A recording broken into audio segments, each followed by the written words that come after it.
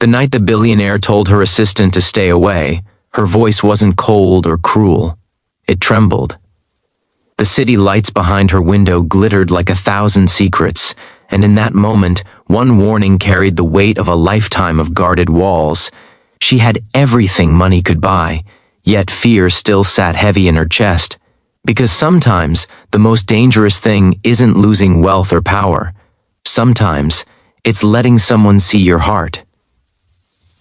Before the story begins, take a second to support the channel. If stories about kindness, humanity, and quiet moments of change speak to you, please subscribe, like this video, and share your thoughts in the comments. It helps the community grow here on your channel name, and it lets us keep bringing stories like this to life. Now, let me tell you her story. Evelyn Hart was a self-made billionaire.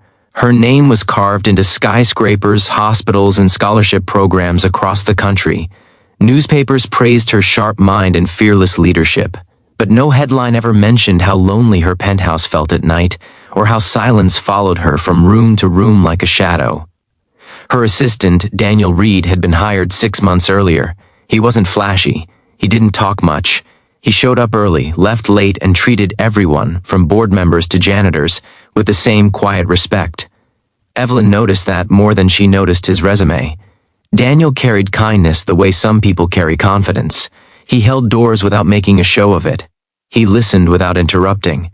And when Evelyn snapped during stressful meetings, he never took it personally. He simply waited, steady and calm. That night, the storm outside mirrored the tension inside her. A power outage darkened half the city. The office staff had gone home early, but Daniel stayed to make sure Evelyn was safe. Lightning flashed, briefly lighting up the room as she stared out at the skyline.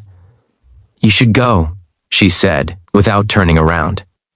"I can stay," Daniel replied gently. "Just until the storm passes." She shook her head.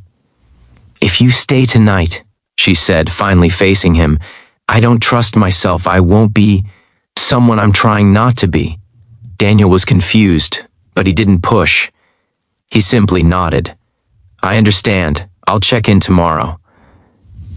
As the elevator doors closed behind him, Evelyn felt something crack inside her. Not relief, regret.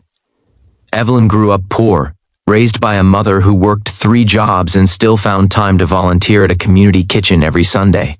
Kindness was the one thing her mother gave freely, even when money was scarce. But after her mother passed away and success hardened her world, Evelyn learned to protect herself with distance. People wanted her money, her influence, her name. Few wanted her truth. Daniel, without trying, had stepped past her defenses. He asked how her day really was. He remembered small details. He once noticed her hand shaking during a meeting and quietly slid her a glass of water. No words needed. That terrified her. The next morning, Evelyn arrived early. She expected Daniel to be his usual calm self, but instead, she found a handwritten note on her desk. It said, "Storms pass. I hope today is gentler." Her chest tightened. No assistant had ever left her a note like that. Weeks passed, and Evelyn began to notice how Daniel treated others. When a delivery driver showed up late and clearly stressed, Daniel thanked him instead of complaining. When a junior employee cried in the break room after a mistake, Daniel sat nearby until she calmed down, then helped her fix it without judgment. Kindness, Evelyn realized, wasn't loud. It didn't demand attention. It simply showed up. One afternoon, Evelyn received news that one of her factories would be shutting down. Hundreds of jobs would be lost. She felt the familiar urge to detach, to let lawyers handle the damage. But Daniel spoke up carefully. "May I suggest something?" he asked. "What if you meet with the workers first? Just to listen." She almost said no. Almost. But something in his eyes reminded her of her mother's quiet strength. The meeting was emotional. Workers spoke of mortgages, medical bills, college dreams for their kids. Evelyn listened, truly listened, and for the first time in years, she cried in front of strangers. That night, She funded retraining programs and extended healthcare benefits. It cost millions, but it gave her something she hadn't felt in a long time: peace. Later, as Daniel walked her to the elevator, she said softly, "You make it hard for me to stay distant." He smiled. Distance keeps us safe. Kindness keeps us human. Months later, Evelyn fell ill. Not physically, but emotionally. Burnout crept in, heavy and relentless. One night, she collapsed in her office from exhaustion. Daniel found her and stayed until help arrived, holding her hand as she drifted in and out of sleep. When she woke in the hospital, Daniel was there with a simple bouquet of wildflowers. "I thought you said you shouldn't stay," he said gently. She laughed weakly. "Turns out I needed someone to." Recovery forced Evelyn to slow down. She delegated more, listened more, and trusted more. Daniel remained by her side, not as a savior, but as a steady presence. One evening, months later, another storm rolled in. The city glowed under dark clouds, just like that first night.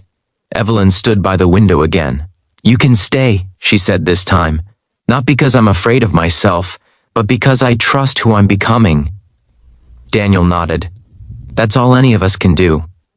Evelyn never turned her story into a headline, but kindness changed her leadership, her company, and her life. She started small: thank you notes, listening sessions, acts of quiet generosity that rippled outward.